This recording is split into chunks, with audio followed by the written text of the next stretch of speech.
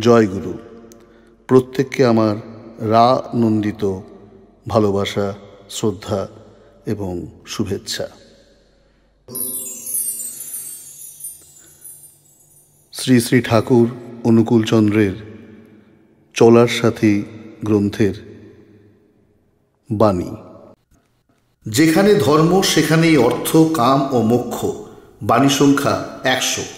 তুমি ধর্মকে যখনই বাস্তবিকভাবে সেবা লইয়া আলিঙ্গন করিবে, জীবন, অর্থ, কাম, মোক্ষ তোমাকে সেবা করিবেই করিবে।